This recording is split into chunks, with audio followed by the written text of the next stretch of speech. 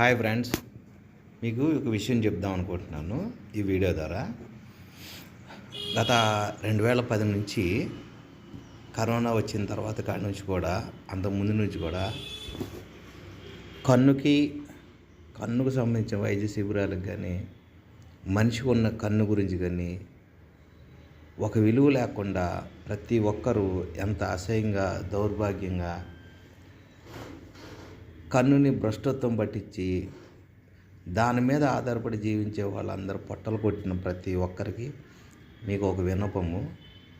ఈ కన్ను రాను రాను ఈ కన్ను హాస్పిటల్ కానీ, కంటి వైద్య శిబిరాలు కానీ ఇప్పటికీ ఏమీ లేకుండా పోయింది. పూర్తిగా మొత్తం పాడైపోయింది. ఎక్కడ ఏమీ లేవు, మార్కెట్లో ఎక్కడ ఏమీ లేవు. కేవలం ఒకప్పుడు కన్ను నేత్ర వైద్యుడు అంటే శివుడితో సమానంగా చూసేవాళ్ళు. శివుడికి మూడో కన్ను ఎలా ఉంటుందో అలాగే డాక్టర్ కన్నా, మరి ఆప్టోమెట్రిస్ట్ కంటే ఎంతో వాల్యూ ఇచ్చే ఆ రోజుల్లో వీళ్ళందరూ పిచ్చికొక్కల్లాగా, నేను మళ్ళీ చెప్తున్నా, పిచ్చికొక్కల్లాగా సంఖలో పెట్టులు పెట్టుకొని ప్రతి ఒక్కడికి ఇదే పని చేసి దానికి వాల్యూ లేకుండా చేసి ఎవరు అరికట్టేవాళ్ళు లేకుండా, ఎవరు అడిగేవాళ్ళు లేకుండా పోవడం వల్ల, ఎవరు ఇష్టం వచ్చినట్టు వాళ్ళు చేసుకోవడం వల్ల మొత్తం కంటి వ్యవస్థని నాశనం చేసి ఈ పాటికి రోడ్ల మీద పాలయ్యారు. సర్టిఫికెట్ ఉన్నవాడు కంటే సర్టిఫికెట్ లేని వాళ్ళే ఈ రోజుల్లో కృష్ణా జిల్లా అని ఒకటి కాదు, ఏపీ మొత్తం సర్వనాశనం చేసేసి దానికి విలువ లేకుండా చేసేసారు. అలాగే కంటి వైద్యులు కూడా ప్రతి ఏటా అన్ని యూనివర్సిటీల నుంచి దరిదాపుగా ఒక 100 మంది బయటకు వస్తారు. కాబట్టి వాళ్ళందరూ ఎక్కడ చేయాలో ఏమో ఎవరికి అర్థం కాని పరిస్థితి.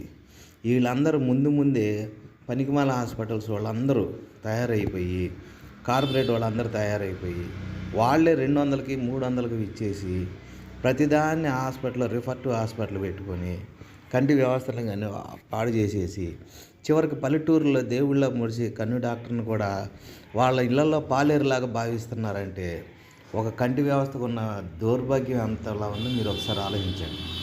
దయచేసి మీరందరూ ముందు ఈ కంటి హాస్పిటళ్ళు, కళ్ళజోళ్ళ షాపులు ఇవన్నీ ఎత్తేసేసి చక్కగా మానవుడికి ఉదయాన్నే లెగ్గాల్సింది ఆహారం. కాబట్టి పునుగో, బజ్జీయో, బండే, ఇడ్లీ పెట్టుకుంటే మీరు నేను అందరం బతకాలి. లేకపోతే ఎత్తేసేసుకొని జీవితం నాశనం చేసుకోవడం బెటర్. అంతేగాని ఇలాంటి దౌర్భాగ్యం చేసి తీసుకొచ్చిన మీ అందరికీ దరిద్రం కట్టుకుపోతూ ఉంటారు.